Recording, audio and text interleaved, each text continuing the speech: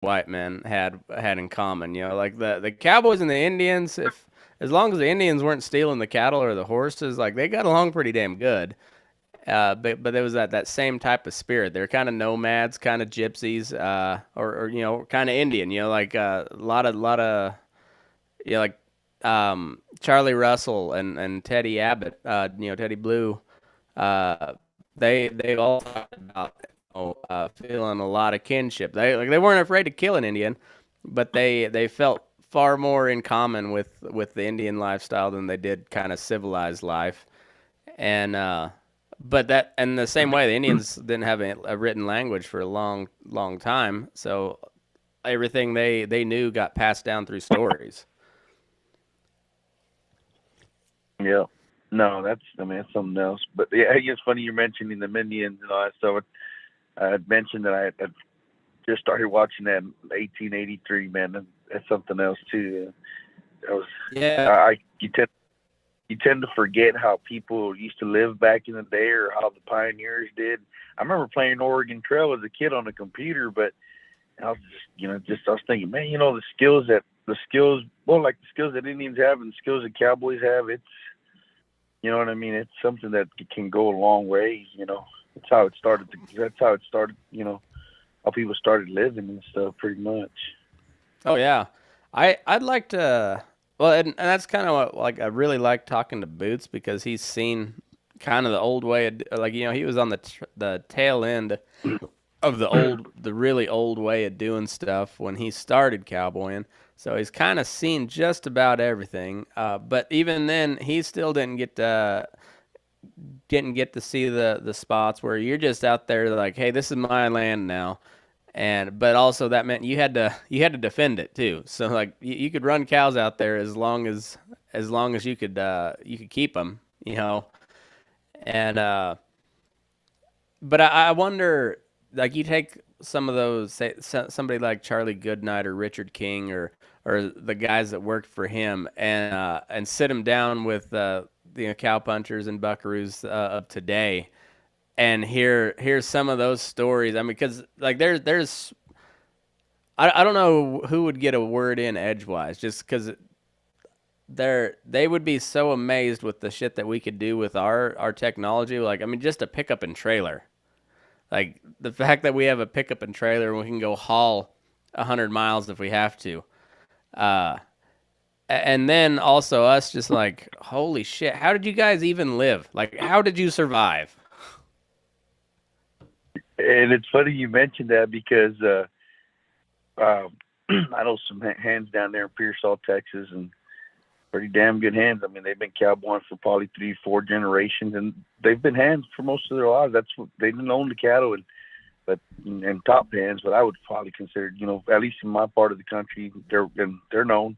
Thing about it is the guy's getting older now. He's talking about dart guns. And, it's just the way things are way easier nowadays. And he Mm-hmm. said, yeah, I get a dart gun, dart one down, pull up to it, my trailer, tie it down, pull up to my trailer, get my horse loaded up, and that's a cat's job. You know what I mean? Yeah.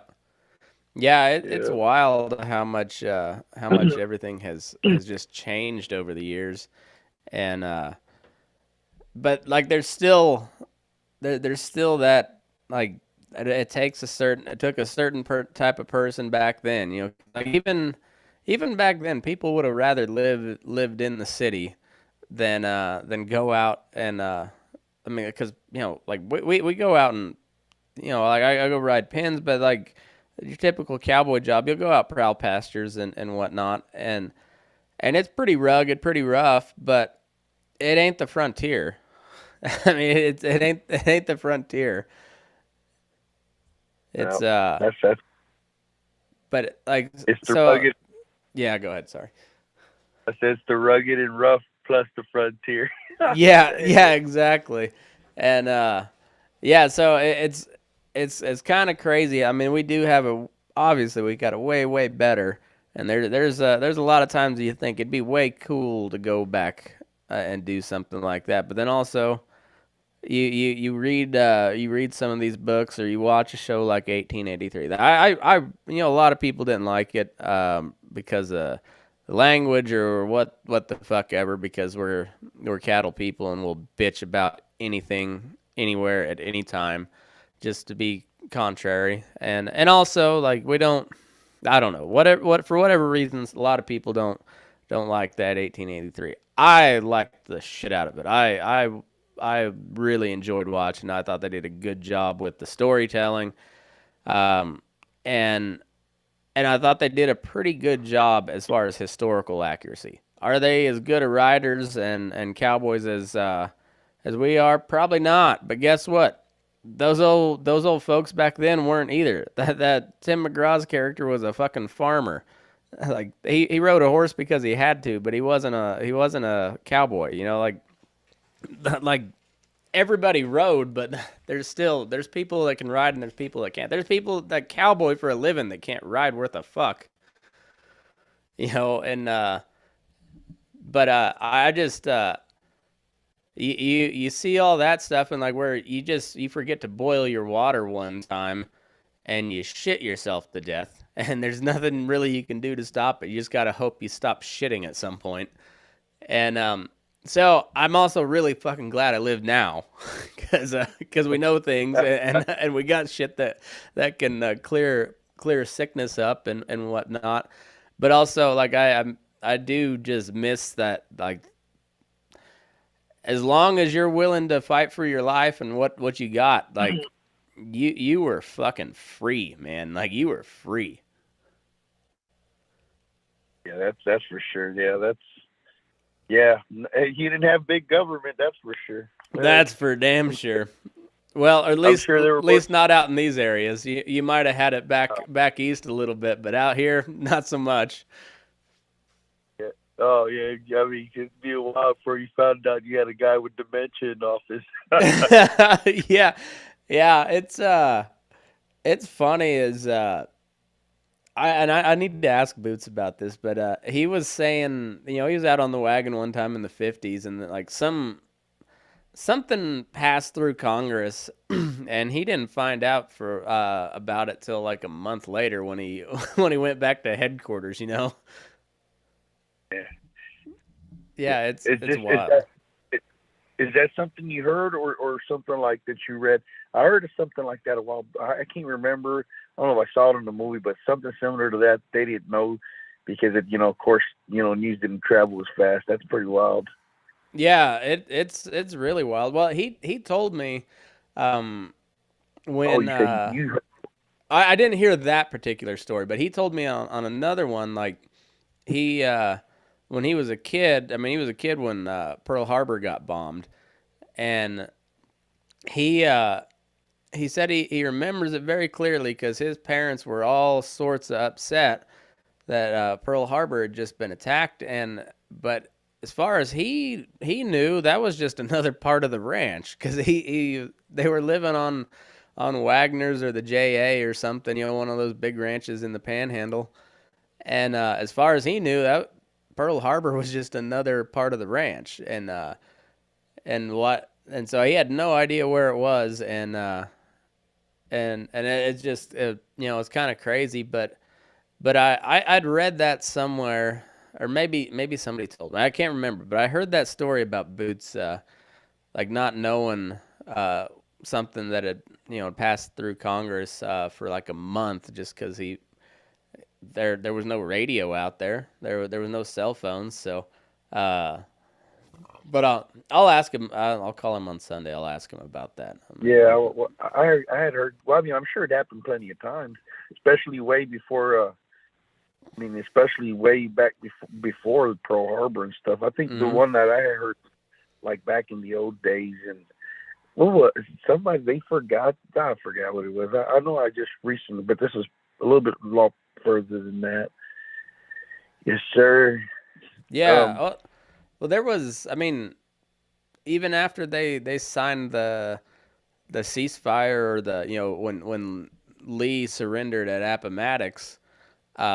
There was still fighting out on the western edges for months afterwards, because it just took that long to get a message out there, and that was kind of they were on the cutting edge of technology back then. They had telegraph lines, I seen the. Not to mention that guy Boots. I mean, I kind of saw him. I got to know of him all through, so like in the internet and whatnot. Mm. And um, so hold on, let me get this. Yeah, so he was talking about the cell phone and how the cell phone changed the game. You know, that's like, I mean, I can imagine for somebody who's been around that long, it for sure changed the game. Oh man, and like for good and bad. Like probably it's hard to say. It's hard to say mostly bad, because honestly, I think there's a ton of good. Like how many guys didn't have to crawl back to headquarters with a broken leg because they had a cell phone, you know? And there's a lot of good that come out of it. There's a lot of bad too. It's more irritating than bad. You know, I mean, it's maybe sets a bad precedent, but overall, I don't think it's not the biggest evil that has ever come across the cowboy world. It's and also some of those cool stories that always get told, you know, around you know, when you're at the bar, around the campfire, at the Brandon or whatever. Used to, those are just stories, and sometimes you'd have a witness to back you up. But now you can capture that shit on your phone, and the regular people that don't do what we do get to see that shit too, and then it kind of puts everything into perspective. Not only why we like doing this shit, but also like why we don't consider what we do animal abuse. When you see just how big these creatures are, and when you watch a guy get kicked across the face, and he's out cold, you're like, man, it puts everything into perspective, because like we don't rope and choke cattle because we don't like them. You know, it's like that's how you have to handle them. They're almost domesticated, but they're still you even you know your basic kind of basic bitch old Hereford. You get her pissed off enough, she's gonna kick. She's gonna run your ass over. Whatever, you know. They're still a wild animal at heart, and that's just how you have to control them when you're outside, or just unless you got to shoot in front of you. Like there's you still have to get them to the shoot too. I mean, it's and you're Yeah, dealing with a wild animal. And I had a rope and steer go at my son yesterday, and he was the weakest one out of the herd. I said, God, I mean, just I thought he was on his deathbed, and anyway, I mean, like you said, it's just you just never know. But going back to recording too, me and my buddy were talking about that. I forgot what it was, but he ended up talking about is, man, you know, back in the day we didn't have cell phones. I mean, he's like, well, you know, what kind of phones did we have? I think we had like Nokias and stuff. We thought we were cool when we had a Motorola Razor. They didn't have yeah, cameras on. Yeah, they yeah, didn't have and cameras. you couldn't even tell what was going on in the picture in the taken from that razor. Like you had the picture, but like still people wouldn't believe you, because you're like, oh, what am I looking at? It just Oh, the struggle of yeah, these young kids. I'm telling you, I know it. God, It's I've seen it with GoPros. oh man, the GoPro is so cool. Like I need to start carrying it more often. It's I kind of got away from it because it takes well, 4K quality video. So like that takes up a lot of space on a computer when you or your phone when you start transferring videos over and shit. But it's really cool, is because I can just like I always when I was carrying it all the time, I wore like a chest harness. It was weird Yeah. and shit. It looked like I'd take my shirt off when I got home in the summer. It looked like I was wearing a sports bra because the straps. uh, but I could wear that on like a little chest harness, and if I thought something cool might happen, I just reach up and tap record, and and it was off, but it'll turn on, or I could it's voice activated too, and then you just have that, and more often than not, there wasn't anything cool, but still, if something cool did happen, I could catch it right there, and I've got I don't know how many videos of me just like throwing a loop, and like, God damn it, fuck, God damn it. Oh, But every now and then you catch something cool, yeah, and it's just as clear as day. It's just like you're right there watching it, and it's all from your point of view too. pretty cool. Yeah, Yeah. yeah, it's pretty wild. With the economy the way it is anymore, I quit saying that those things were pretty cheap because Hmm. everything's expensive. But like back in the good old Trump days when we had money Come on. to when we had money to burn and we didn't have to spend $150 Yeah. on a tank of Oh, gas. Uh, come on. yeah, you could drop $300 on a GoPro pretty easy, and you got like the some of the best technology on earth, and guess what? Like they expect you to kick the shit out of it because that's what it's made for. Like they want you to beat it up, and it's still just like amazing what you can get with those, but it's yeah, it's wild. But then you also got to be careful what you post out there, especially if you work for somebody, because boss man might get mad. I had to pull down a video from TikTok the other day because my boss's boss somehow come across it, and bastard didn't even follow me back. Damn it.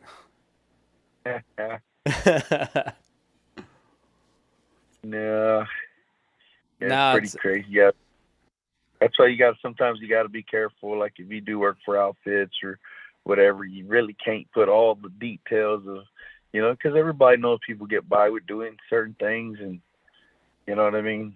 yeah. So that's what the Patreon's for. It's not only can I hopefully someday make a little money out of this, but also like if somebody wants to hear this shit that bad, you can pay uh to listen to it, and then yeah, and then it's there. It's behind a paywall, and only the people that actually want to hear it can hear it. And if your boss really wants to hear it, well, guess what? He can pay $5.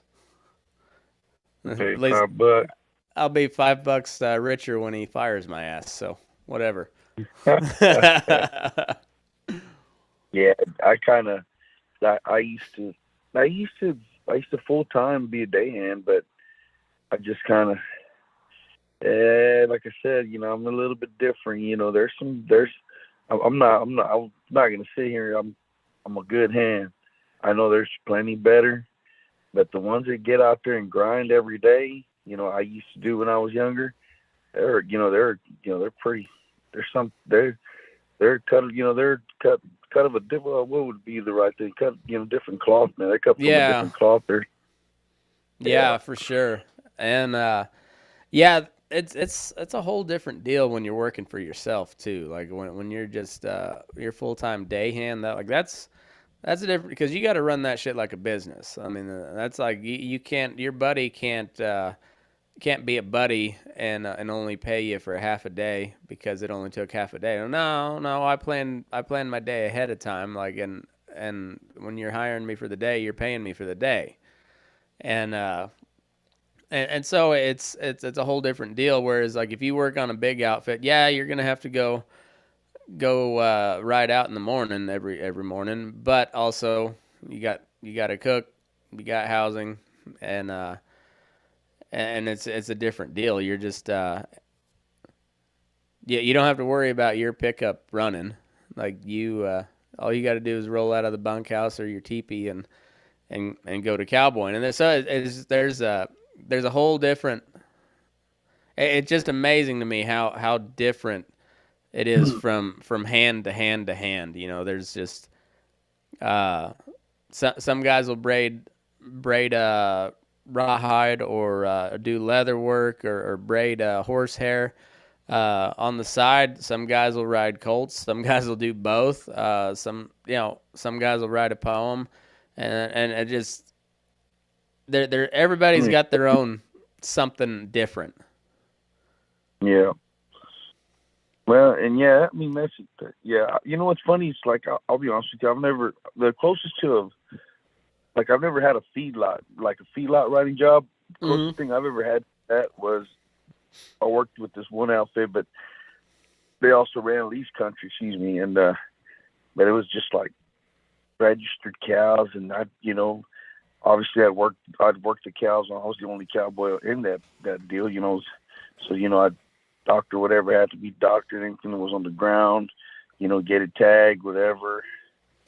Every once in a while, like ride the fence line, run a feed truck, and then I fixed a little bit of fence line as a young kid, but I've never, I kind of, as a young kid, I did a lot of fence line before I started doing a lot of that's how I kind of started. And then I guess if you want me to tell you how this happened, if you want to hear this horse story, I guess I can tell you how it happened.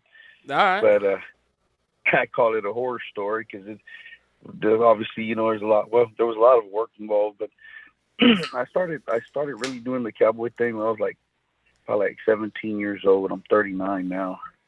I just wanted to be a team roper, dude. You know what I mean? That's all I wanted to be. Yeah, and then I had kids and ended up, through this guy that had been, took me under his wing, just teaching me how to do a lot of things, and that's how I got. But having the kids put me into the working position, you know what I mean? Mm-hmm. So so we did a lot of small little catch jobs. Did a lot of we used to run a whole bunch of rope and steers of rope beans and haul cattle here and there. And then I ended up getting that job. Like I told you, the closest thing that I could say to like a feedlot, because I know every operation is different, Yeah. And so that was about the closest thing that I ever got to like being. I'd feed cattle, move hay, haul hay, and all that other stuff. Wasn't on horseback every day, but I was on horseback quite a bit. It was maybe like two out of the 6 days, I was on horseback. Mm. But then a buddy of mine picked up this one guy who got into the cattle business, kind of like you can hear me, right? Oh yeah. Yeah, you're good. Yeah. He gets he meets this one guy that gets into the cattle business, and shit, man, that's where it got wild, man, for a good.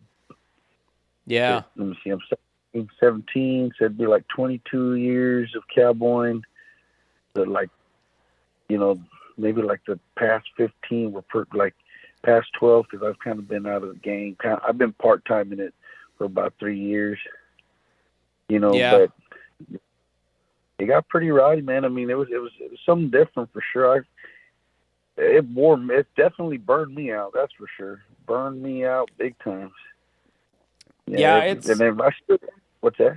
I would say it's wild. When you're doing stuff, well, and it's kind of comes with any part of the cowboy world.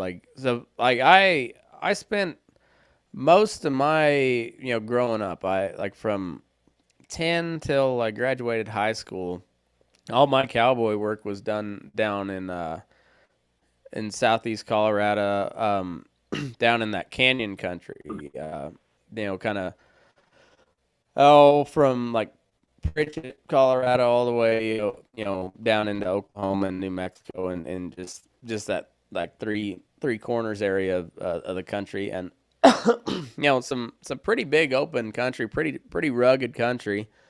And then I went up to college. I went up to Montana right out of college and worked on a big ranch out there. It was, as far as Nevada goes, it's not that big, but it's still pretty damn. It was over 100,000 acres and 3,500 head of mama cows, and it's a pretty big outfit. But it wasn't like a cowboy outfit. It was more of a ranch hand outfit. It was mostly cowboy work, but you did some fencing, you did some irrigating. It was ranch hand work. And then I went into the feedlot, and the first feedlot I went to, and I knew I'd been on, stepped foot in a feedlot a couple times, like through FFA and whatnot. But I never really worked at a feedlot. I'd worked at a sale barn a time or two. But most of my experience cowboying was out in pretty big country. And then I went to the biggest feedlot in Kansas, 120,000 head. straight up corporate outfit. And, I learned so much in that year and a half. I counted, because I'm a kind of a math, I wouldn't say like a math nerd, but like I'm a numbers kind of nerd sometimes. And, like I did I figured out what our average amount of cattle received every day was, and like I think I was 9 months in on this job, and I had counted over 1 million head of cattle. Not a million individuals, but like from receiving them and shipping them, taking them from processing, whatever. And I just did from receiving, shipping, and then like counting them out of the processing pins, because we sorted like 7 ways or something like that, and it was over 1 million head of cattle that I figured I'd counted in a 9 month period. I mean, it was insane, just the volume, and you see shit from all over. You see some of the nicest northern cattle, to some of the some rangy brush popper cattle, to the straight up Florida swamp rats. I mean, it's and then everything in between. Like the Ozark cattle are just like the Ozark people. They're inbred as shit, and they. But then I started from there. I've worked at, well, now this is my second other yard since there, and it's funny. Like, I went from corporate, which is I can I understand a lot, like what Boots has done his whole life, because he's always worked for big outfits.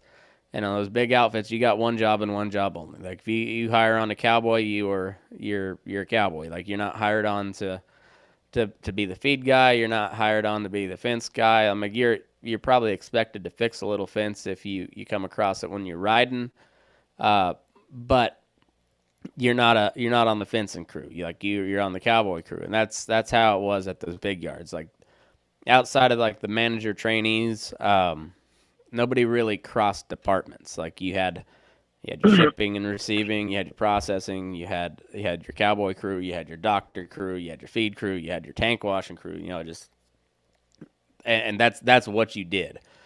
Like, they always preach like you're expected to go above and beyond, but yeah, that very rarely happened. You did what you were paid to do, and that was it. And then as you move to the smaller type yards, it's kind of like moving in from a big outfit to more of a mom and pop type deal. You're expected to do more. Like, probably, and the bad thing is they're not as big of an outfit, so they probably don't even pay as well. But they give you a lot more freedom too, and like, you don't have as many rules. You don't, but you're expected to do more. And it's, I don't know. And the feedlot business is the same way. Like, the smaller you get, the more you're expected to do, but also probably they treat you a little bit better too. Like, they at least they appreciate you a little bit more. Well, you see, and that's the thing though. That's like, my family had a little business, so I picked up the trade. So I mean, that was never really worth it for me. I mean, I'd rather, I could probably stay and do that and not fix fence, you know what I mean, or Yeah. some shit like that, or so. But now and then, that's when now I just pretty much stick to just catch jobs around here, stuff like that. But yeah, I mean, I'd love to hear the stories about that shit, because like I said, I've been to maybe a few feedlots that we've rented their pens from. They'll haul, so we can work cattle down there for a few days. But I've never been actually a part of a feedlot operation or what'd you say, like a corporate type deal? Yeah, we've pretty much gotten by with very little. I mean, some of them. I mean, and I know I'm sure you've gone to go pen some cows and done a few catch jobs, and what kind of pens you're looking forward to with the mom and pop operation. Oh yeah, yeah. They don't have the money to put in steel fence a lot of times, and and the gates never swing right. And if they swing at all, like if you can open them a horseback, that's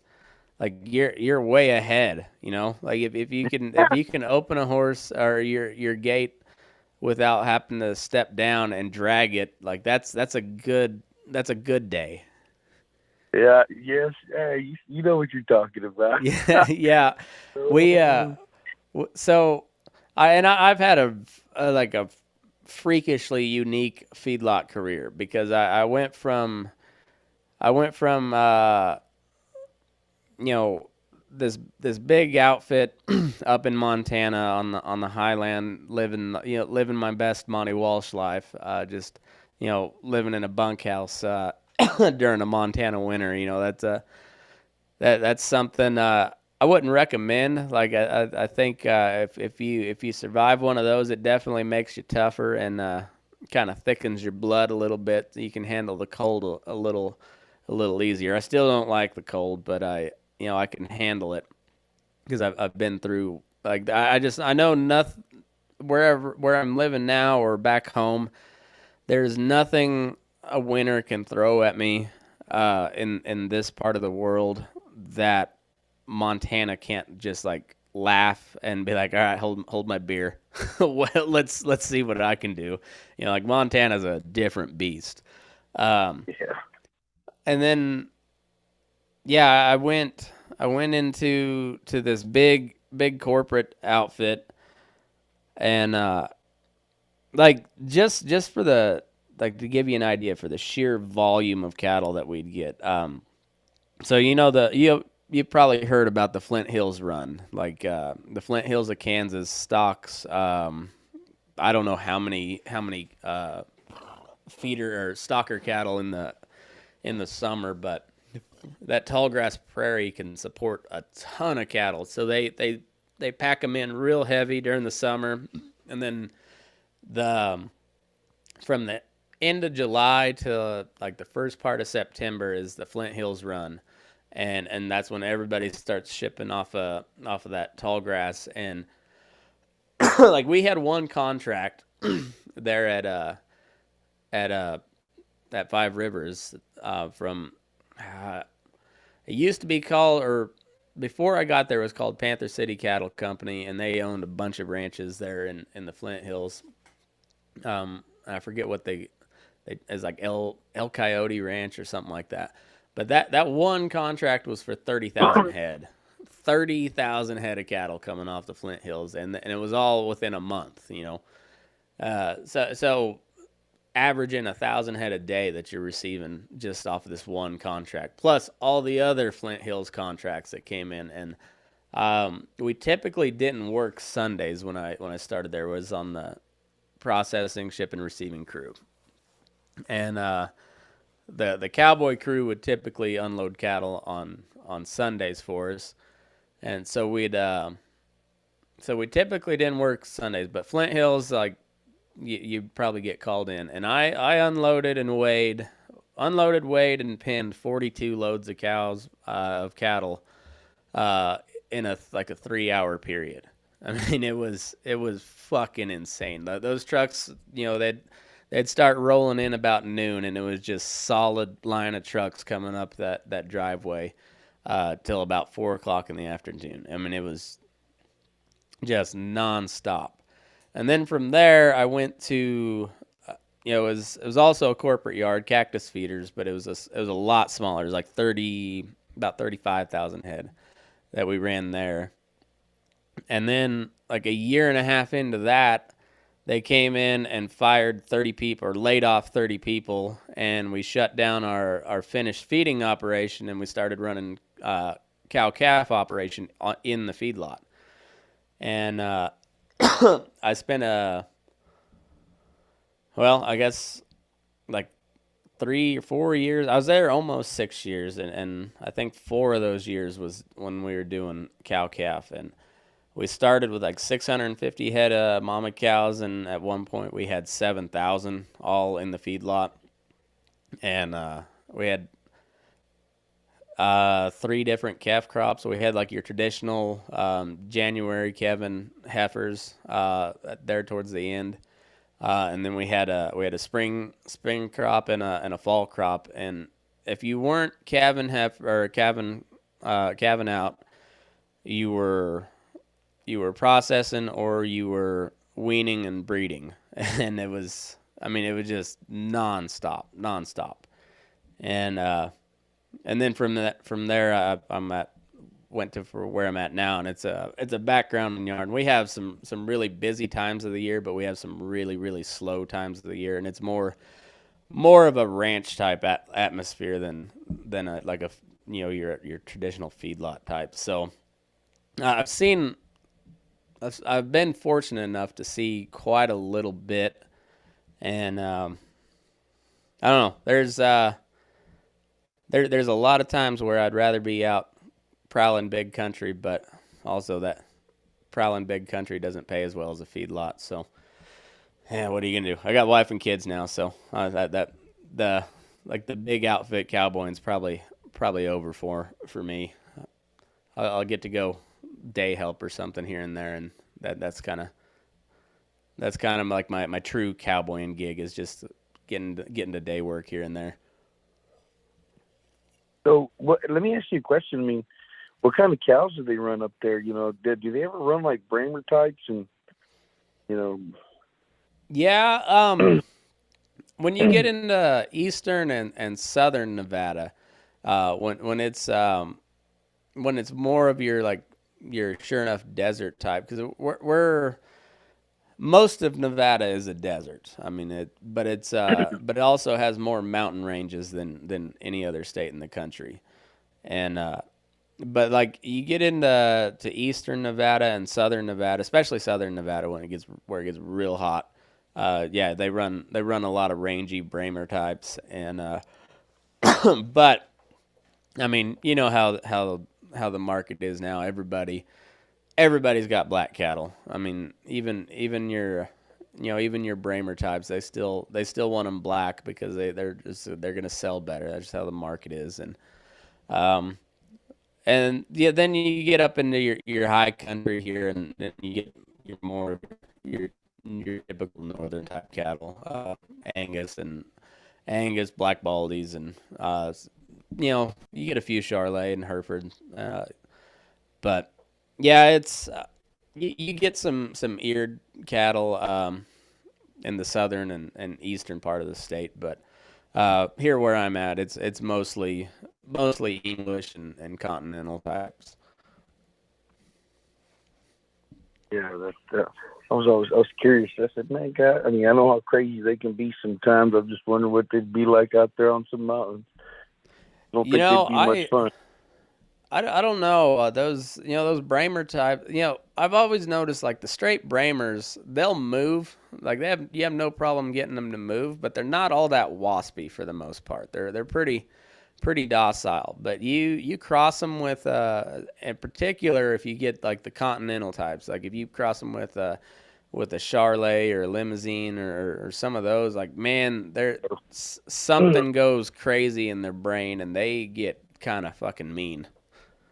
You're spot on that, because I mean we've made that observation too. I mean that's what we work, a whole bunch of Brahmas but most importantly we do mess with a lot with like the Tiger Stripe with your Bradfords, Bradfords, and it's funny you say that. I mean you'll have more trouble with the Tiger Stripe than you will with the full breed Brahma. Hell yeah.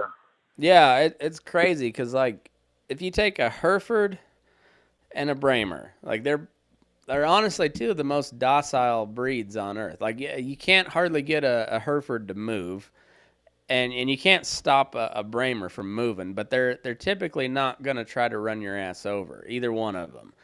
But then you cross them, and my God, that is one of the meanest animals on earth.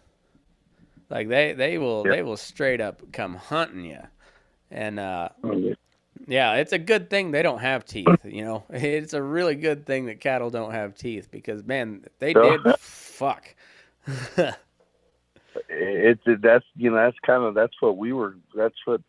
what's been moving hot by where we're at. I mean, F1 Tiger Stripe has been selling hot. That's the business that this one particular outfit I've been working with for quite a while. They're into the replacement heifer, the tiger stripe replacement heifer. So I mean, they're young, they're ornery, they're after it, man. And athletic as shit. I So mean, how many Brayfords do you see in at the PBR finals? Man, like that. Those suckers can get it. The Hereford's always been known as being just a tough, just a dirty tough mama, like not particularly aggressive, but tougher than hell. And then the Brahma's just been known to just be like just long and lean and fast and jumps high. I mean, yeah. And then you cross those two together and you get dirty tough and can jump high, and then also meaner than hell. Like just it's wild how you can take those two and have a pretty gentle set of cattle, and you cross them and oh man, hold on. I'm pretty sure there's probably who's ever gonna watch this part and hurt this part is probably agreeing. They're probably, yep, it's true, man. Yeah. I've been around long enough to know that. Yeah. I was gonna, it blows my mind, like, because like I said, all I've ever worked is down here in South Texas, but I've seen, like different countries, different cattle, different breeds, everything's a little bit different. You know what I mean? Mm-hmm. Yeah, I mean, y'all obviously run a lot more country than we do. You know what I mean? But it's just something else, Yeah, it's wild. I just kind of, I always try to think back to like those like the cowboys that came over with the conquistadors. Like they they bring the cows over, and I can't imagine what those cattle had to look like coming off a ship back in the 1400s. Holy shit, man, 1500s. Like how they kept those things alive, because that was like a 2-month process getting across there. And like, you mad? I mean, it's hard enough trying, like say even on grass, you get a set of high risk calves out of the southeast, and you're running them on wheat pasture or just or grass down there. Like, it's hard enough keeping them alive for 30 days when they have everything they need. But can you imagine keeping them alive for 60 days on a fucking wooden boat? And it probably wasn't as big as I think it is, that wooden boat. Shit. No, not at all. And then starting these ranches out here. Yeah. Yeah, it's They'd wild. have to haul the big calves or something like that. As calves. Yeah. You had to have, I think. I mean, yeah, but then you still have to have a milk cow too, and yeah, it's insane. Like, when you're bringing cattle over, crew can eat a whole lot because most of your space on your ship is going to be taken up with feed for your cattle, and yeah, that had been tough. And then you turn out in a brand new world nobody knows anything about. And oh, by the way, there's people here that already live here, and yeah, they're gonna try to kill you as well. And so yeah, good luck. Good luck. Hey Matt, let me ask you something. Like, I mean, what I'm like, I guess you can say I'm about as green as they come. Like I said, my world is pretty small. Now I like, and I've been seeing it. People have been talking about it on TikTok, like the buckaroo stuff and this and that. Do you use like the spade type bits? I've rode one, just like not very much. Like I tried one out for a couple days on a mare that I have, but I know a lot of guys that use them now. Like I used to. And it's still like when you hold a sure enough bridle bit in your hand. I mean, that's a pretty serious piece of metal. I mean, it's pretty heavy. Going nowhere.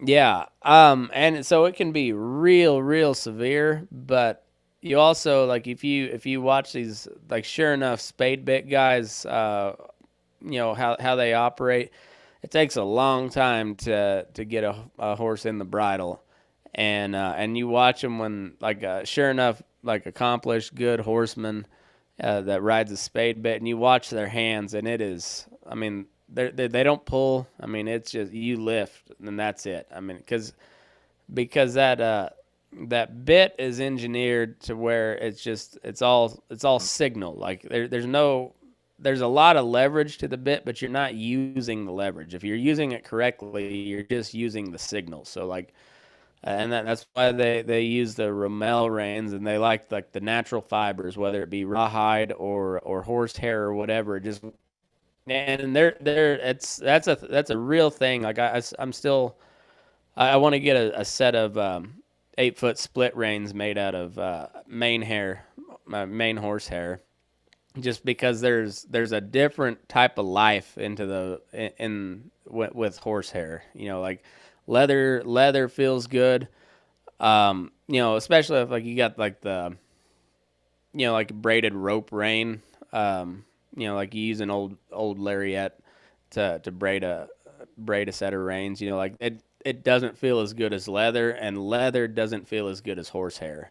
And I've never rode those Romels so much, but like that I guess it's the same way. Just like when you get a really good set of braided Romels, it's it just kind of like there's just more life to the reins. So like they feel better, they react better, and so like that's one thing the Buckaroos are really big on is like that natural fiber type stuff, and they're like more traditional.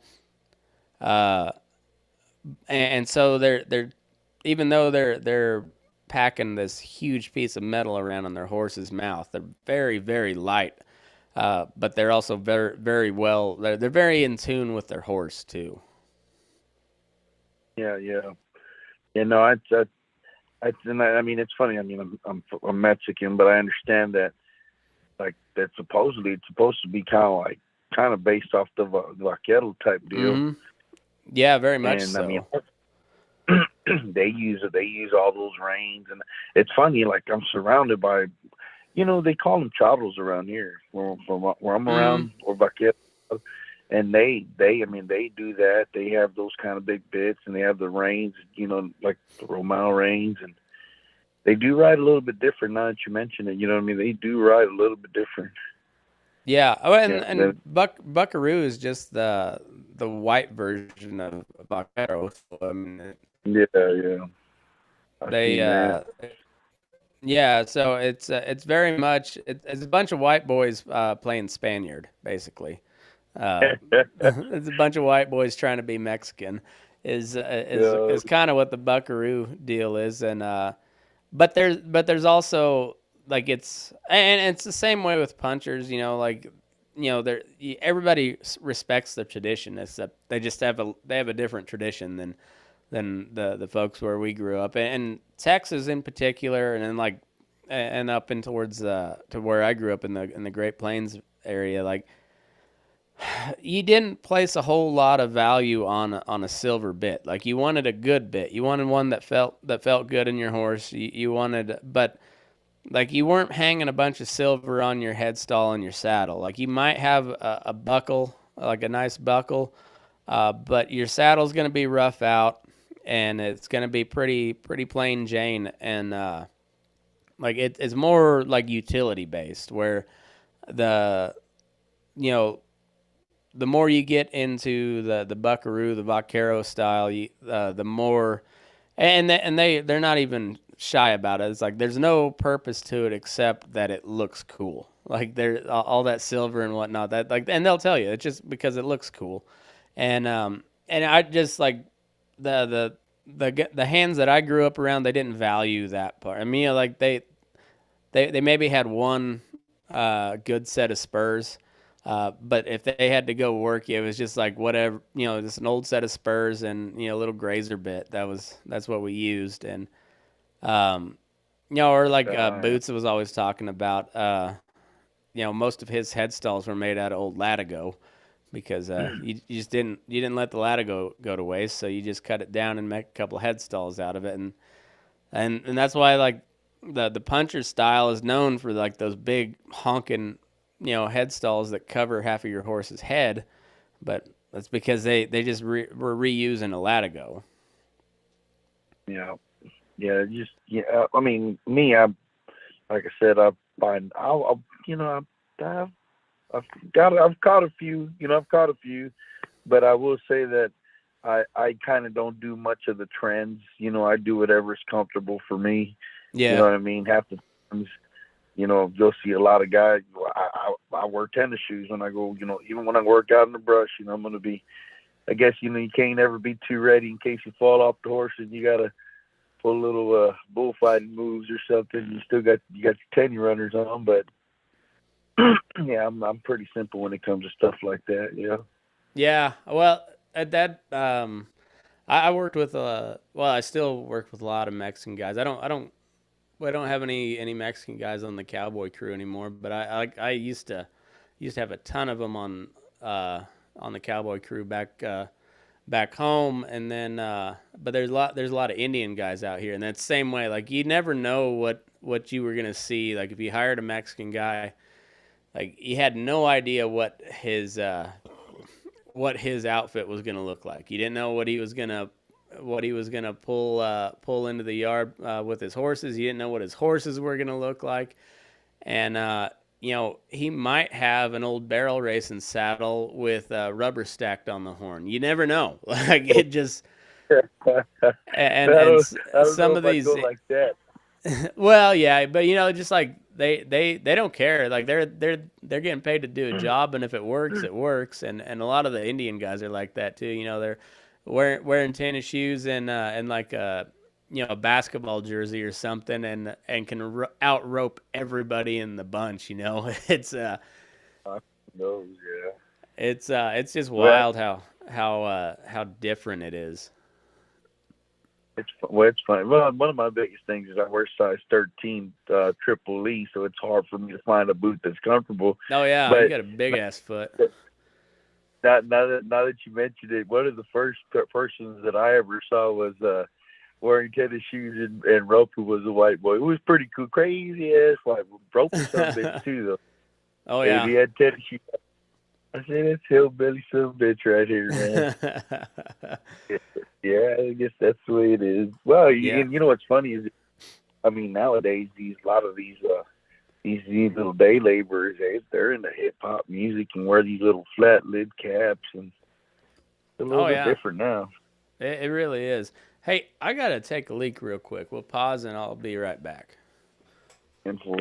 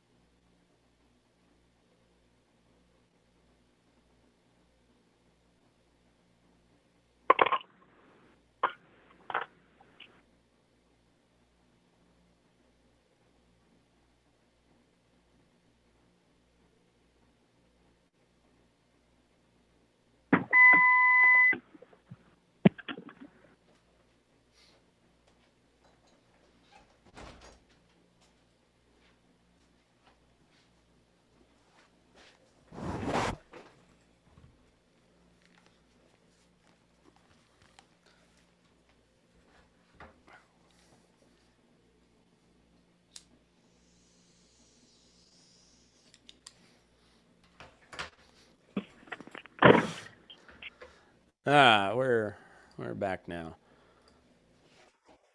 Um, but so you said you're 39, so you're just couple years older than me. Oh, you see what I thought you were older than me. I guess cowboying is a rough life.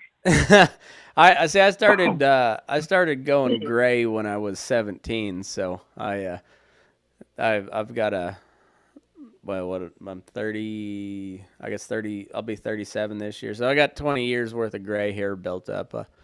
I I just look. It's funny when I went to college. Everybody thought I was like the middle aged guy going through a midlife crisis coming back to college, and no, I'm swear I'm 18. I think it's probably the beard and the mustache. But I used to I used to have a mustache in high school, but then now that I'm older, I'm like, fuck that. I'm trying to look young as I possibly can. Yeah, I uh, see. I don't shave my face very often because it makes me feel like I've got a real fat face, and I got pretty chunky in college, so I'm a little self conscious about how my face when it gets all round, and so even though I can't grow, like I grow a pretty good goatee and mustache, but like the rest of the facial hair doesn't come in very well, and I still don't shave it. Just so I don't want to look like I got a big old fat face. And as I said, but sometimes them chunky guys can rope, man. You gotta, fuck shit. yeah, I uh I can rope enough to get something done. I won't ever call myself a roper. Like I can get a job done, and it may take me several loops to do it, but I'll figure out a way to get them, and I'll run them down until they stop, and then I can put my loop on their head, and then we're good. So, do you do That's funny. We're talking about loops. I was, and once again, TikTok. TikTok's controversial, man. It's I about as know it. controversial as last year's election, or but 2020's like 2022. What is it? 2020's election? Yeah. Yeah. And uh, but they're big loops. Like I get the whole big loop thing, and I get that, but like I'm just. I mean, so in some cases it's badass. I've been noticing like I was just saying it works in certain places, in certain places it doesn't. Hmm. But I have seen that big loop work when they rope. I forgot what kind of catch it is, but you catch the two front legs and obviously Yeah. just, At figure eights. So like you neck them, and you typically have one of those braided rawhide Hondas on with it, so the tip of your loop is way heavier. So when you rope them around the neck, that Honda will hit, and then the loop will flip over, a turnover, and then yeah, they step through it like that. I've never been able to do that on purpose. yeah, I've had it yeah, happen one time, but I don't know how I did it. yeah, it is what it is. Shit. But what is it? So what? I mean, but as far as obviously, I know you know how to throw a loop. I mean, you're in the business. So you do like what do you? Are you like a 60 foot type rope guy, Yeah, or do see, you like? I started out just carrying a regular head rope. Just I always liked the softer rope, so I'd usually carry a extra soft or a double X soft, and then I learned. I guess I learned dallying, but I started tying hard, and I've told this story many times, so the regular listeners might get tired of hearing it, but fuck off, you can hear it again. Um, when I was in the feedlot there at Syracuse, Kansas, doing that cow calf deal. We were tagging calves, and my brother-in-law was working for me at the time, and he roped this big calf. I mean, he was pushing 300 pounds, pretty big sucker and lively, and it was a long fucking day, hot, and he's like, hey, can you come heel this thing? And, yeah, no problem. And I was tied on, and so I went in and I picked, and I'd never heeled tied on before. So like I went in, scooped two, and went to the horn, and I had that horn knot on there. So like I was going like I was just regular dally, and the next thing I know, like my coils got real hot and tight on on my offhand, and I was like, yeah, if I'm gonna have my offhand get banged up from roping, like I'm not tying on anymore. So I haven't tied on hard since then. But and then I moved out to Nevada, and a lot of these ranch rodeos out here, since it's more buckaroo country. Um, they're pretty strict on the rules, and so a lot of them won't allow rubber on the horn. Like you gotta have mule hide or latigo, or some sort of slick horn for a lot of these rodeos out here. So I was like, well, I guess I better figure out how to dally on a slick horn. And then I got to playing around with it, and like in the winter, the summer and the winter when we're real slow, like we have pretty much nothing but Holstein heifers, and that's the best roping practice ever. And so I got to where I was playing around a little bit, just letting rope slide and figuring out how to use that extra rope. So I carry 60 foot, and I rely on a thick horn, but I ride like a it's more of like an Arizona type. It's a low moose tree. I like swells. I rode a wade for a little bit, and I like them. They're comfortable, but like if something busts into, I want some swells in front of me. Yeah, yeah, yeah. That's one thing about handling bigger ropes. I mean, we don't use them very often around here. Well, I don't use them. At least I don't. And my other buddy who I've been running with for we, and I can't think of anybody that I've worked with who's ever had one. I mean, I think the longest one that I had was like a 40-foot rope, ranch rope. Yeah. I mean, but yeah, I imagine letting all them damn coils run would be a son of a gun. But as far as tied on, go ahead. Go ahead.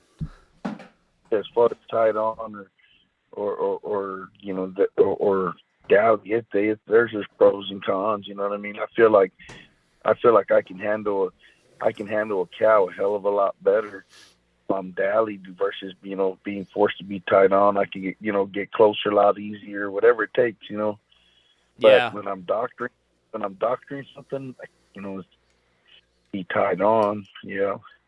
That's funny. That's a lot of things too. It's just like down here, a lot of guys, what they do is, well, I've seen a lot of guys do a lot of dumb shit, but I have seen some guys like, for example, tie down a cow, and drive the trailer about 200-300 yards or whatever, maybe no more than 500 yards or whatever. I've also seen guys try to drag a cow somewhere, and that's usually not good when, you got it roped around the neck. But no, that usually doesn't work very well. You can drag them a little ways, but yeah. So that's what, like me, when I'm like, if I'm dallied, if I roll something, most times I can kind of maneuver that cow damn near all the way up to the trailer without having to tie her down. You know what I mean? Yeah. I mean, you seen them cowboys down there, kind of towards your way. They pony cattle off the mountain. So like I said, it has its pros and cons. Dally or tied on. Most of it has to do with where you're at and what kind of terrain you got. Because if you're in real brushy country, especially, I mean, like you get in that mesquite country of Texas, like you might have a clearing where you get two swings and you throw, and if you don't catch her, that bitch is gone. And also, once you catch her, like you're in the brush, so if you're trying to dally and hold your rope and your reins and everything while you're crashing through that brush, I mean, it probably ain't gonna work very well. So you catch her around the neck, you pitch her slack, and then you just bail in the mesquite after her, but you don't have to worry about your rope anymore because it's connected. Yeah, I tell you about that. I tell you the last time we had that bullshitty session about my buddy. She tied on with a big old bull. Caught his mare off guard and pulled him to the side into the brush. He was tied on hard, man. Thank God one of the other The other cow hands jumped off and cut it. I mean, cut the rope, barely even touched it. So much tension on that thing, just popped. Yeah, yeah. No, Yeah. there's pros and cons. Yeah, when you talk to some of these guys out here in Nevada, California, and Idaho, and like when you get in some real rough country, like when you're pushing cows off the mountain, and like there's a lot of times it's just a single cow trail on the side of that mountain. So yeah, you don't want to be tied hard on that shit. Like you let your rope run, and if she stops, she stops. If not, well, you just kind of say goodbye to your rope, and but you don't let them pull them down with you. And it's just like I said, it's more about terrain and whatnot. But um, I will say that the big thing about those long ropes is like if you can get away with it and you don't have to go crashing through the brush or whatever, and you don't absolutely need to be tied hard. Man, it's so much easier on your horse and the cattle both, because when you can just slide some rope and let them choke out there at about 40, 50 feet, and then you can ride up, pitch your slack, and trip them down. It just so much takes so much stress off so much work off your horse, and Hell yeah. but it takes like you gotta practice with that shit, and you gotta burn your hands a whole bunch to be where you can handle, and I don't have real big hands anyways. I got the Donald Trump syndrome. I got the small hands, and so I gotta use big coils on those long ropes. Like I can't do small coils. I don't have big enough hands for that shit. Yeah, that's. I mean, I think you're spot on. I mean, that's totally accurate right there. Yeah, and then you're right, man. I mean, you're out there roping with 30-foot ropes. When that thing stops, you're only about 30 feet away from Yeah, that one. Yeah, yeah. good luck. Yeah, It's I agree. it's really cool though. Like I said, once you kind of figure out how to slide some rope and not pinch a finger off it, it's pretty damn cool to just slap a loop on and just you set your horse down and just take like one wrap and just let it buzz through there, and then just slow him down. I mean that's the cool thing about that Charo thing, and I never really knew what it was meant for until and it was through like Instagram and TikTok is guys talking about why those Charo competitions exist now, and it was all to catch wild horses because you didn't want to break a leg. So you'd have your best roper out there. You'd run him into a box canyon and get him kind of running across you, going to your left, and your best roper would pitch out, his loop in about 4 coils, catch that thing, and then just let it slide and slow that sucker down, so you could get you a new mount, and yeah, and now of course Mexicans being Mexicans, they're gonna make a competition out of it. I mean, it's still that cowboy shit, and but the Mexicans being Mexicans, they're also gonna make a hell of a party out of it. So it's and so like it's cool hearing like the traditions behind those things, because I don't know, you've been around as much as I have, and like a hand is a hand is a hand. It doesn't matter where they come from. Like like when they blow to something, or if you're asking them to, like, you're trying to get one through the gate or something, and when that guy just moves to the right spot, or just goes right to the hip and slaps one on, you're just like, I all the other bullshit about style goes out the window. You're like, oh, or this guy knows how to handle cattle. Like this guy can cowboy a little bit, and then it's on, because then we all know what the fuck we're doing.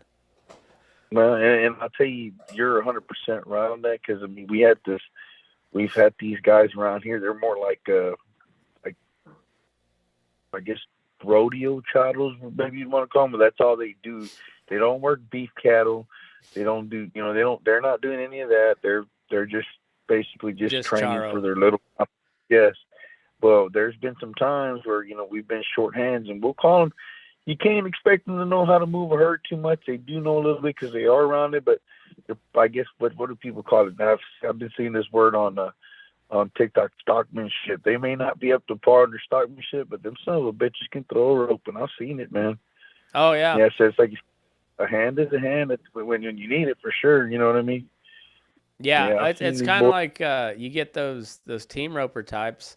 Like they may not Mhm. know how to get that cow through the gate, but if you say, "Hey, go rope that bitch," and they're yeah, they'll rope it. And what you like, it's kind of up to you after they get it caught. But Oh, but they'll catch that shit, and like there's always like what being able to rope really well is like that's a skill that is always gonna like you may not have to do much. It's like being a really good bronc rider. Like you might not have to do anything else, but if you can get the nastiest horse gentle down enough to where your other hands can ride it, that's a skill, and that's something that's gonna pay. It's the same way as just the fact that you can rope anything anywhere. Like you may not be able to hold a roe deer, you may not be able to sort, but if like when they say, "Hey, go rope that bitch," and you can get it done, like that's very valuable. that's it. And it's funny. I got this buddy of mine, and I'm once again, there's the same family I mentioned was talking about from Pearsall. He's got his daddy was a fucking hand too, and his son was a damn good team roper. But he worked a few feedlots. His own thing is, he was just kind of, he was not that good of a horseman, And I remember his dad, me and him were always competing because we worked together for a good 5 years. So, he always wanted that. Well, he competed with me, I with him. So, we'd go out there and rope cows, and he'd get mad if I'd catch it or whatever. But anyways, his dad, had a horse one time, and he wouldn't let his son ride it. You know what I mean? But he brought it for me to ride it. So it's like, yeah, that like horsemanship and stuff like that. Not everybody's got it. Some people can rope, but they can't ride horses and even like that. I've seen team ropers when we go out there, and yeah, they'll get a loop on it, but after that, they don't know how to, that cow's not running the strip and shoot. You know what I mean? Right. Yeah. Yeah. Like you don't just turn left and then trot behind them going to the strip and shoot. Like no, you gotta go get your rope back. Like that ain't your rope until you take it back. It's like I'll see pictures of people with their horses. They got their arm around their horse and no halter on it. And it's like, can you catch your horse like this? And well, that horse ain't caught. Like you might think he's caught, but if he decides, hey, I'm out of here, there ain't a goddamn thing you're gonna do with your arm around his neck to stop him. If they really don't want you on their neck, like you ain't gonna be. Like you're not caught. They are not caught until you got a rope or until you got a halter or a rope on them. And same way, like that once you rope a cow, that rope is no longer yours until you go get it back. Like that's It's funny that you mentioned that story because it's like, I mean, never mind the rope. That cow ain't off the property till it's loaded. And mm-hmm. that one particular day was we were short some hands. Well, that's the way all the stories start. We were short some hands. But Oh yeah. My buddy calls a few team ropers. He owns an arena around here, and then I'm like, golly, do we really got to bring these team ropers? He's like, Bernie, it's 6 Santa Gertrudis cows or heifers that were out there that we needed to get off the property. And sure enough, I mean, them boys chased after them, and they'd get them headed down, and then next thing you know, fish was on, and it's put it on a fight. And here I come, and that's what my buddy told me. He goes, don't let them all go chase them cows, let them rope. You just make sure they don't jump off the property, and just stick behind, and just so they'd be struggling. And here I'd come, heel them down, and whatever, and then tie them down for them or whatever I do. We ended up catching all of them. one of them guys wanted to tie one down. By that time, one of the team ropers roped one, tried to load it by himself on a little 3-year-old filly. Damn near pulled him and his filly into the trailer from the side. I mean, it's a good thing that I still had it. I still had a heel loop that was loose just in case she got away, and I stopped her from going any further. But then I go get the catch. We'll get the truck so we can pick up all them heifers. The next thing you know, I'm watching one, and we're already drinking beer. I see her slowly getting up. I'm like, oh shit, man! I probably should put a rope on that one. It looks like she ain't gonna. She's getting up, and by that time, when I had gotten the truck stuck right while I was trying to load her. Next thing you know, here's that little heifer, but coming up, runs every single cowboy up on the trailer. That's just the way it is. Like it ain't yours, so she's in the trailer, man. Yep. That's for sure. Yeah, that's the big thing from the big difference from the arena to the outside, and that includes the feedlot too. It's just like that horse, like if your horse blows in the morning, you're either gonna hit the ground or you're not. But 8 seconds makes no difference. That whistle, somebody can whistle at 8 seconds, but that don't make a goddamn bit of difference, because that horse is either gonna throw you or you're gonna ride it out. And the 8 seconds thing just came, that came into play because cowboys being cowboys, like the rodeo would never end if we were able to set all of our own rules and it was just like be the best cowboy. Like that's a never ending competition. And but the same way in the when you're on the roping side, like if you rope something in the arena, well, you just you get your job done, and then you chase her back to the strip and shoot, and somebody on the ground is going to get your rope back for you. But if you rope something outside, well, how and especially if you're tied on, well, if you're tied on and that rope doesn't break, well, that is no longer your rope. Like, you got to go get that back. You got to go reclaim your rope, and you got to know what to do with your slack and everything. Once you get it caught, anybody can catch a cow at some point with a loop. Like even the worst roper that has ever lived can still get a loop on something. Is what you do afterwards is what makes you a cowboy. Oh yeah, hell yeah. That's funny you said, because I've caught some things that I wish that I wouldn't have. You know what I mean? Yeah, yes, sir. Been lucky enough that I didn't get jacked up, but I mean, my friends will tell you, they've seen me shake a time or two, and I'm a big guy, but you get some animals out there, that are rank, man. Mm-hmm. You get some that are, I mean, it's just like, and now you're at the mercy of the horse, and hoping that horse, keeps it together. You know what I mean? Till somebody puts a heel loop on it or something, or another head loop. And like I tell you, then you're running a 30-foot rope. You know what I mean? Fuck. Yeah, Hey, it's hard to tie one down. I mean, like you can always bust one, but like to do like the proper trip where you pitch your slack and ride around them and tie up the catch their back legs and trip them down, like that's pretty tough to do on a 30-foot rope. Oh yeah, and I mean there was, I mean, I think I gotta tell you the two probably scariest times that I've ever had, the most intense ones were Brahmas. They were Brahmas. One was a bull, was a cow. They were both big, both had horns. Horned cattle, not my favorite. You know what I mean? Oh yeah. Yeah, I mean, if they ain't got horns, I ain't afraid of them. You know what I mean? Yeah. Yeah. They can stomp you, but those horns will fuck you up. Yeah, they will. And that's where you got to be a cowboy. Yeah, Oh shit. yeah. Yeah, It's hell yeah.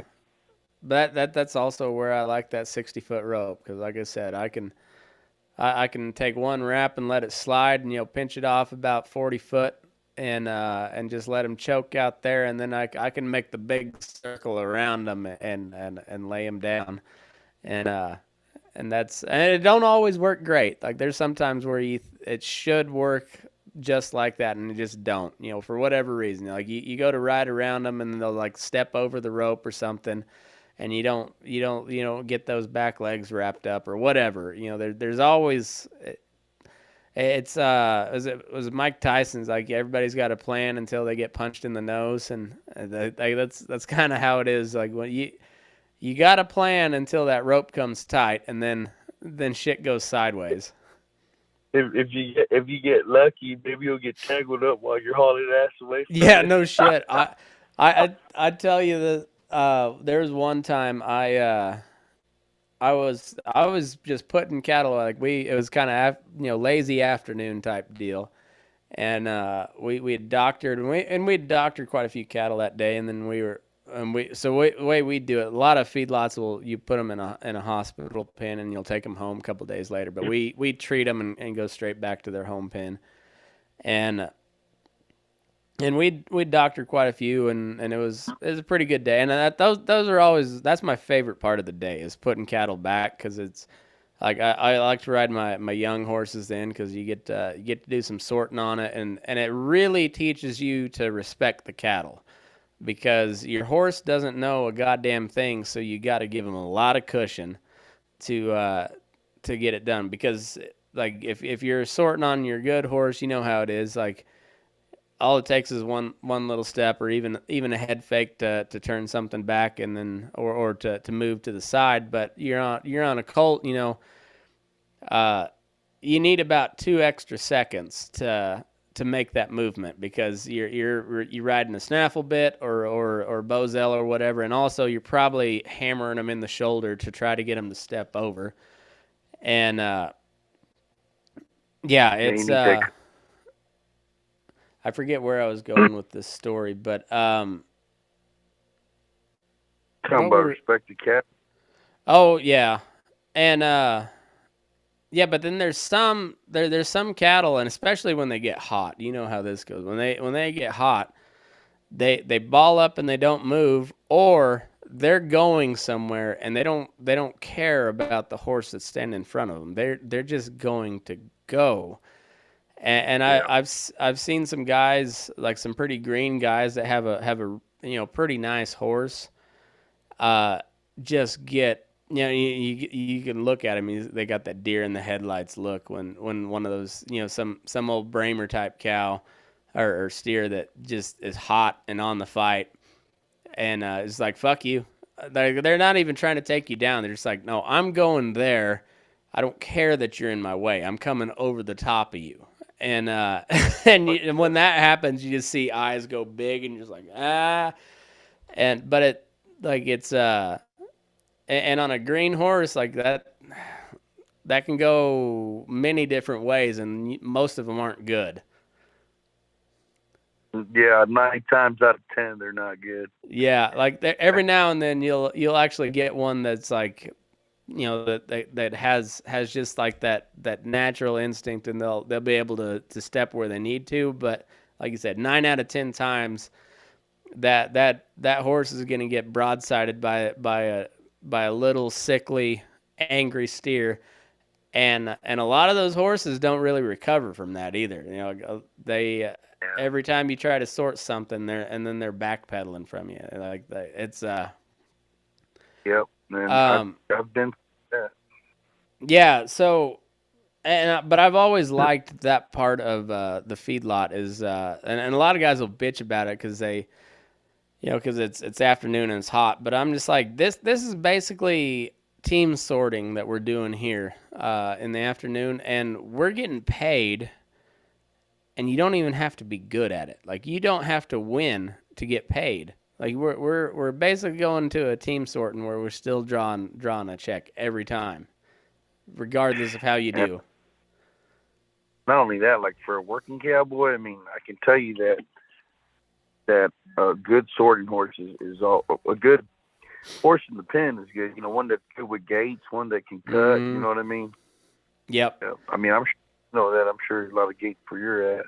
Oh yeah, that's 95% of what a feedlot cowboy does is just work a gait. That your horses get really good with lateral movement if they're in the feedlot for very long. They'll know how to move their feet because they don't got any other choice. Yeah, that's pretty awesome. Yeah, it's you know you can sour a horse pretty easy in a feedlot, but you can also like you can cram a ton of knowledge in a horse in a real short amount of time. Just taking them through feedlot pens and just doing your normal feedlot stuff. And if you got a horse that's got any sort of cow sense to him, that shit bumps up about 10 levels just because I mean it's just all repetition. God dang. I had some point that I was going with that, but I can't remember it now. So it wasn't that important anyway. I'm sure, but nah, man, it's I like talking to different people to just to see how they do things, and yeah, it's pretty cool. Yeah, you can always learn something new. Like there's I don't know. I've learned more from doing this podcast than just about anything. You know, outside of just like working with really good hands, like just talking to different guys. And the cool thing is it doesn't matter like what part of the country you're from, what kind of cattle you're used to running. At the end of the day, there's still horses and there's still cows, and it's still the same type of people that take care of them. And so, regardless of what your style is, like you can always be like, hey, how do you do this? And the guy's gonna like if that guy doesn't know what you're talking about, he's either not a cowboy or it's just because it's a completely different part of the world. But generally, like that you don't have to clarify on a question. You can ask a guy like, "Hey, what's this? You know, like what rope you packing, or are you dallying? You tying hard? Are you on slick horn? Whatever." And like, are you loading in trailer, or are you crossing creeks? What you know? And there's like you know something about him because he rides horses and takes care of cattle. yeah. That's like the way they work. Like I said, the way they work up north, it's so different. Like for me, I've freaks me out. It's totally different than what I do. You know what I mean? I also heard that even like the elevations make everything different down there. You know what I mean? When you're higher up there, that the wind, you know, so it's a whole lot of different deals over there.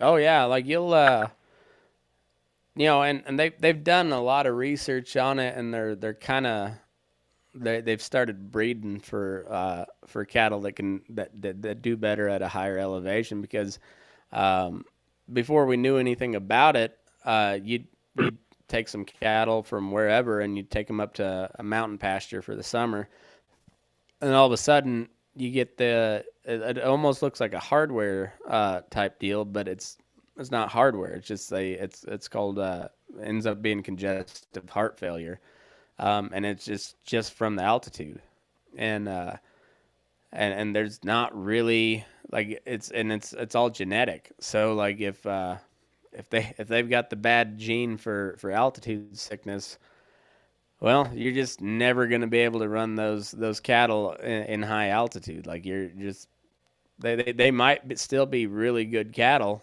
but just not at that place. Like it doesn't work. And there's not like you can treat it a little bit, but you can't keep running them at high altitude, or their heart's gonna collapse on them. They're gonna die.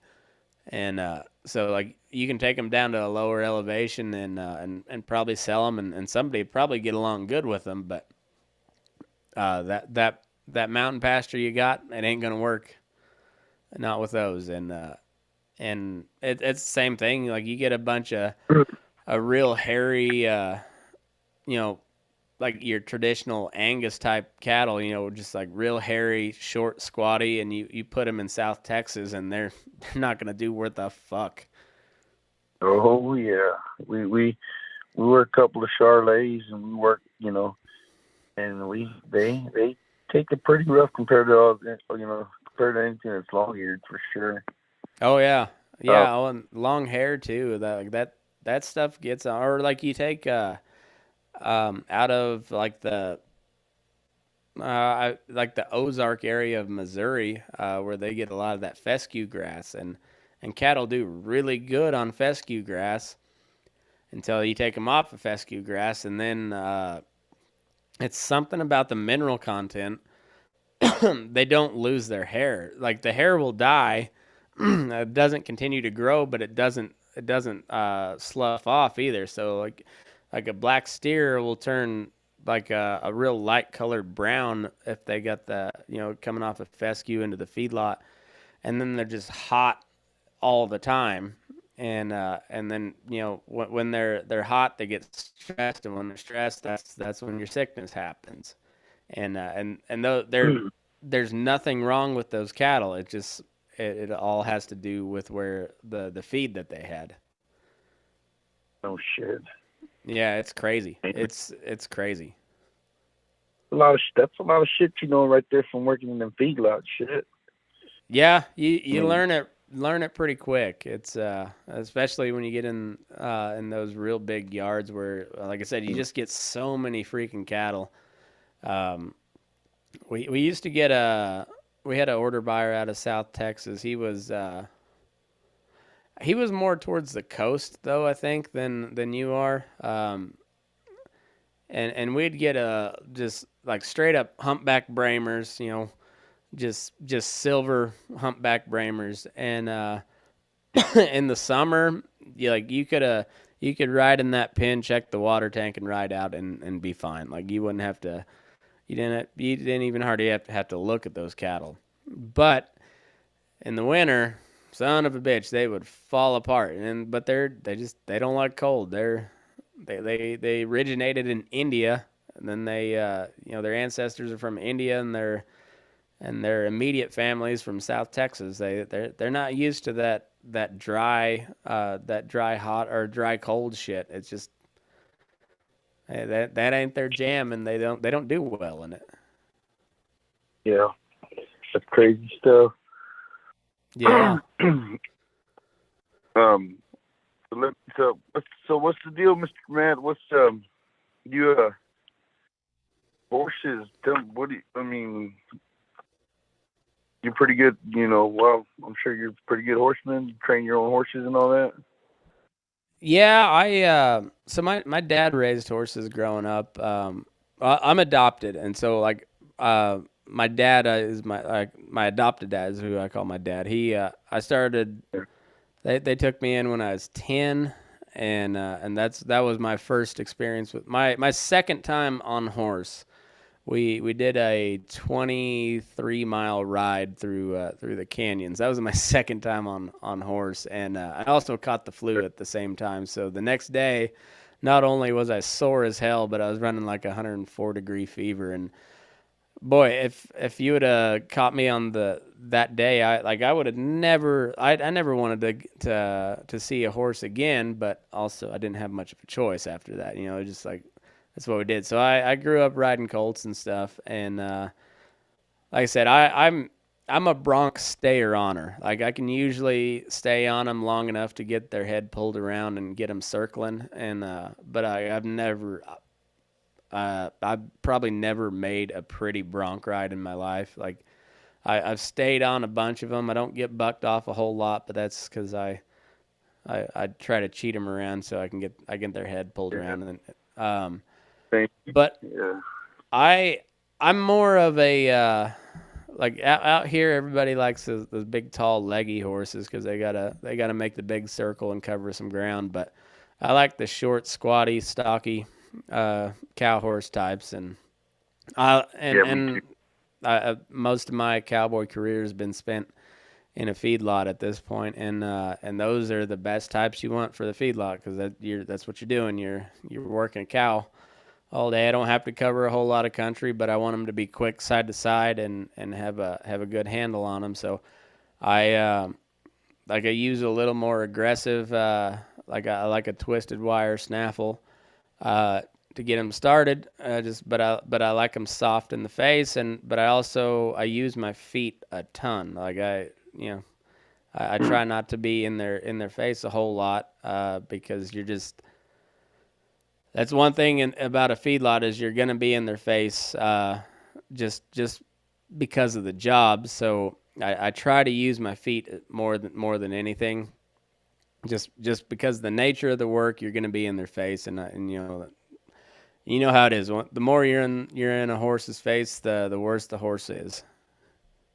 Yeah, yeah, they're just fighting and fight. But I mean, sometimes they get smart enough to not fight it anymore. But and they respond more than fight it. Once you get them there. But yeah, you're right. Using the feet is for sure.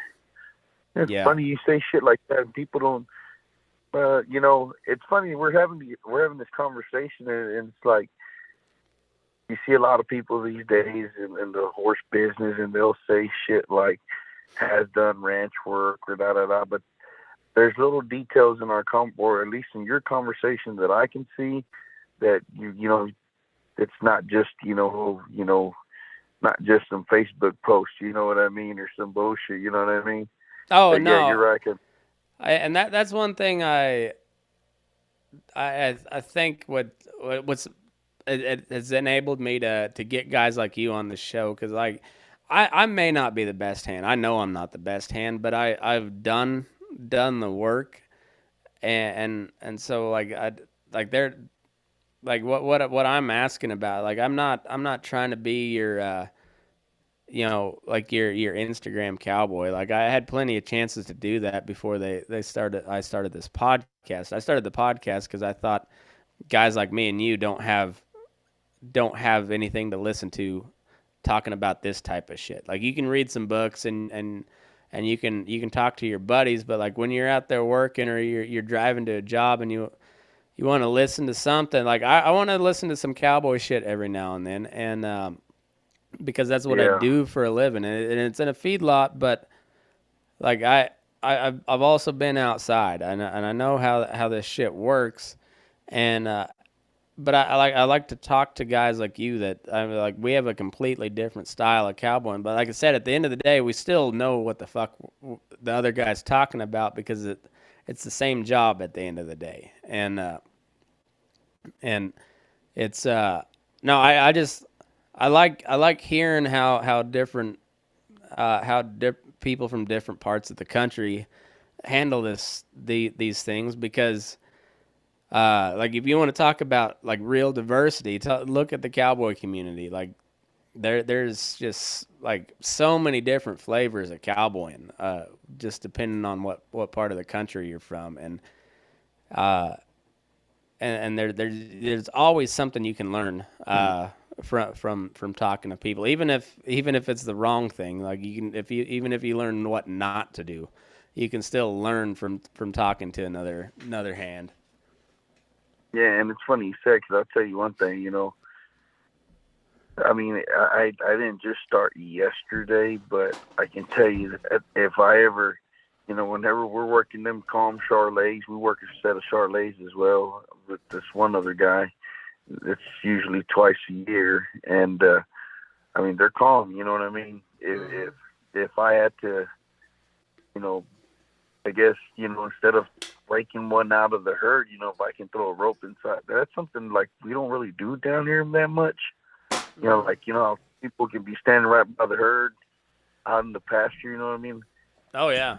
You know, yeah. I mean, down here it's like, God damn, we get a fucking idiot. You know what I mean? That bitch gonna see you from a long ways. But I mean, if I ever had the opportunity to incorporate that, or what I've seen from other people, of course I'm gonna use that. You know what I mean? Yeah. Well, and it's funny is like I kind of learned these buckaroo loops just because it suits me a little bit better in the feedlot because I don't have enough room to line one out and run it down and rope it. Like there's by the time you're almost ready to throw, you got a fence coming up or you got the bunk coming up. And so it just before I started learning like the turnovers and the backhand loops, even before I'd tried any of the buckaroo shit, I'd do like a little underhand loop, running from left to right, or I'd throw a Johnny Blocker loop to catch heels, same way, running from left to right. But I'd just push my calves up into the corner of that pin, and then I'm not chasing them down. I'm not stressing them any more than I have to, and then I've got a better shot at them. And whereas your typical deal is just like, well, just go rope that thing, and if you got a half section or whatever that you're working with, that's perfect because you can get up there in plenty of time, line them out, rope them, and get it done. But it just you don't like you got to be pretty sneaky in the feedlot to be able to just jump up on one and just blow to them and rope them. Like you got to be pretty sneaky just to get to the point where you're gonna blow to them. So it just worked way better for me to push them into a corner, and that way I'm not chasing them down. And hey, if I miss, just if I can kind of hold roe deer by myself, I still got another shot, and I don't have to chase them down. So that's where I started learning the buckaroo type loops, and they're not real suited for like wheat pasture doctrine. Like no, you gotta chase that sucker down and rope him, and he's not gonna give you 6 shots while you're standing there, like he would if he's got a steel pipe fence in a corner. Oh, go ahead. I'll tell you, but it's funny because, like I said, controversial TikTok, but you're hitting it like right on point, like where they work, how they work, where they don't work, and I mean, be honest with you, I've never really given it any thought, but I've been stuck with what I've known, but I mean, you're definitely breaking it down, like. How, when, and where, and how it's effective. I mean, it's pretty damn badass. I think maybe you should go on TikTok and settle all this beef. Maybe. I need to.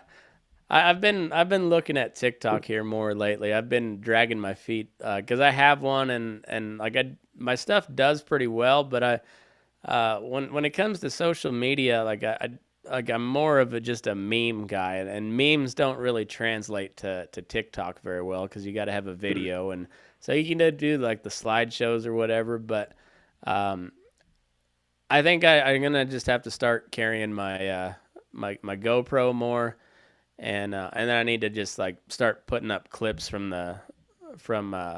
these podcasts on TikTok more because they do pretty well. And as far as like being able to just actually share stuff, TikTok's probably the best platform for that. Every other platform is so like they censor the shit. Like TikTok, as far as I know, like they don't shadow ban you. Like they'll pull stuff that they don't like pretty often. But as far as I know, they don't shadow ban you. Like I've got 20,000 followers on Facebook. And I posted a video or a post earlier today, and I'd be surprised if 300 people saw it. They do shut down. 242 people, and I posted this 10 hours ago, and I got 21,000 people that follow me.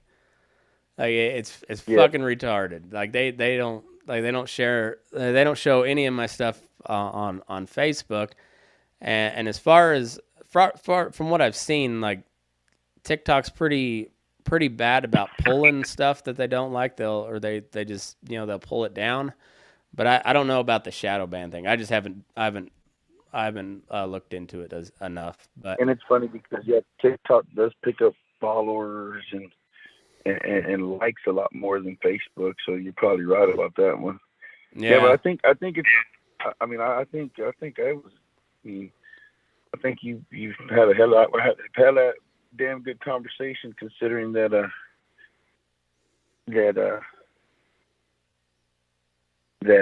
I'm sorry, I got a neighbor pulling up. No, you're good. Going. Yeah, I think the way you break it down, the needs for certain things and all that.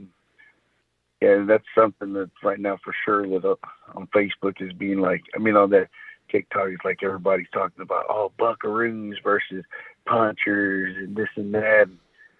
But you got to know everything's got its time and place and stuff, Yeah, that's for sure. Like everybody likes the rivalry. And I'm kind of torn in between the two worlds anymore because I grew up puncher style. And now I live out here in Buckaroo country, and I'm just really a hybrid of the two. And but I love the rivalry. Like I'll always my first instinct is to talk shit on the Buckaroos, just because. Even though I'm carrying a 60-foot rope and I've got a mule hide on my horn, like I'm still like, if I'm gonna talk shit on anybody, it's gonna be on the Buckaroos first, just because.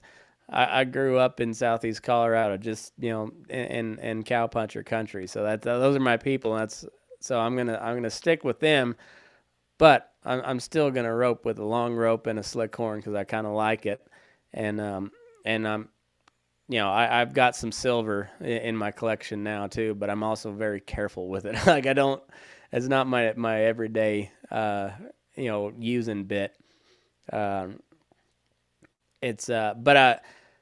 But also at the end of the day, like we were talking earlier, and we probably it's probably getting it's late your time, so we'll kind of I think we'll wrap up on this. But like a hand recognizes a hand, like just the way when they get in the saddle, and like when it comes to go to work, you can see how they carry themselves, and you're like, all right. I don't have to worry about that guy. Like I don't have to bark orders at that guy. I can tell that guy knows where to be, and that's more than anything. Like I hate having to continually direct people as to what to do. Like I'll explain it to you, and then after about the third time of explaining it to you, like you're obviously not gonna learn it. So I'm gonna just go ahead and consider you no help.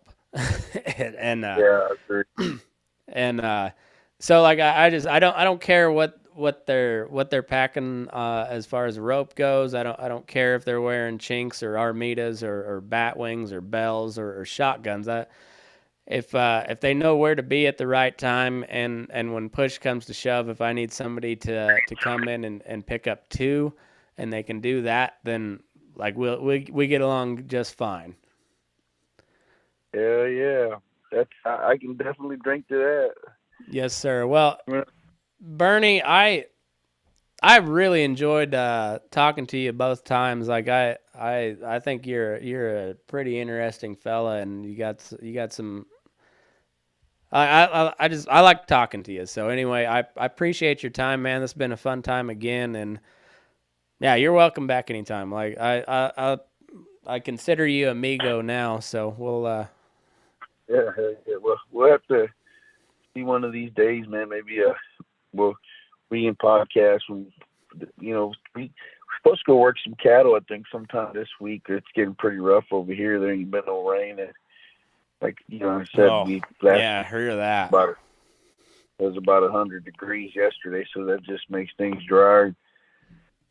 And it's funny, we're talking about it. We're fixing to go pull some calves off some Charolais cows. So maybe one of these we'll have to get a podcast going or something.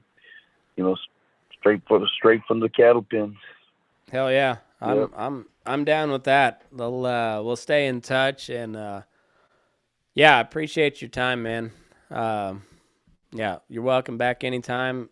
Thanks everybody for tuning in, and move your ass. We're burning daylight.